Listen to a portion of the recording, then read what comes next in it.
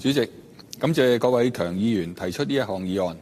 近年勞動力短缺為各行各業帶嚟咗挑戰，政府為此加強輸入勞工計劃，為業界填補充足嘅人手。但係我哋必須要以保障本地勞工優先就業為前提，呢一個係喺任何情況下都必須要堅守嘅原則。但係不少嘅僱主，小部分嘅僱主，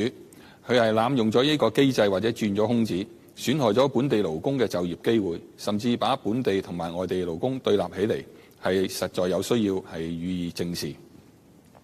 行政長官喺新一份嘅施政報告中提出一系列保障本地勞工就業嘅措施，我對此係表示歡迎。報告收緊咗廚師同埋侍應生兩個工種嘅人手比例要求，提高咗輸入外勞嘅門檻，以保障本地就業優先。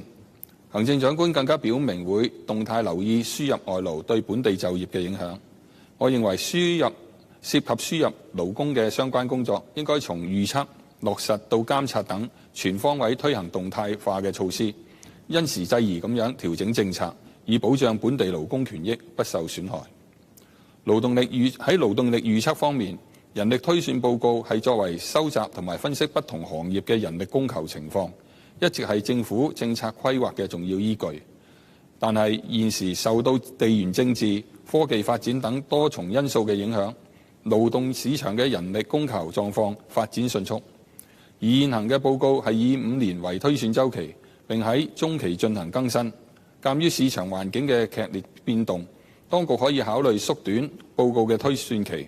並且提高更新嘅頻率，以加強對勞動力結構嘅動態掌握。咁樣不僅係有助於更精確咁樣作出人力需求同埋供給嘅預測，亦都能夠及早識別各個行業嘅人力短缺、個性或者技能不匹配嘅問題，從而制定更有針對性嘅政策措施，令到勞動力資源嘅配置更加合理同埋有效。至於輸入外勞，建議當局係根據報告推算結果、業界嘅訪談同埋多方面嘅資訊，並且以行業就業率同埋失業率等量化準則作為依據，為各行各業以至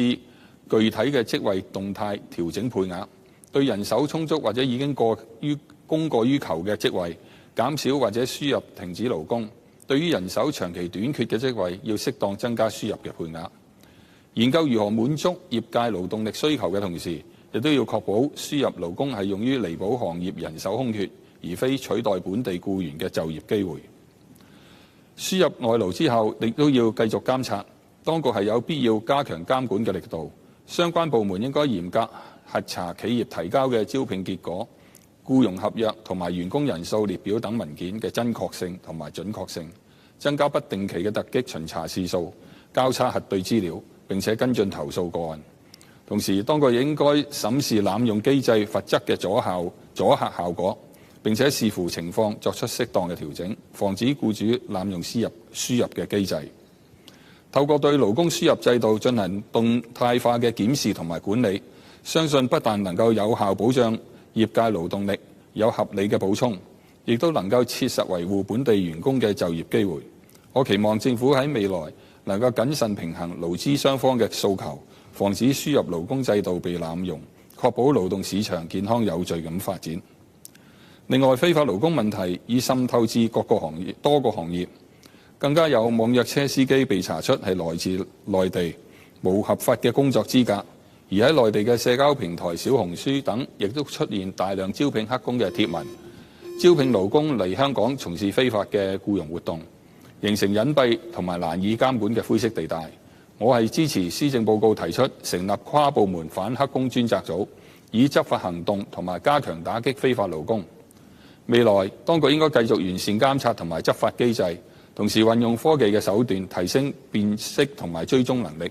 例如同社交平台合作，下架涉嫌招聘黑工嘅貼文，從源頭切斷非法勞工招募渠道，不斷提升法律嘅威懾力，保障本地員工嘅合法權益同埋社會穩定。主席，本人謹此陳辭，支持原議案同埋修正案。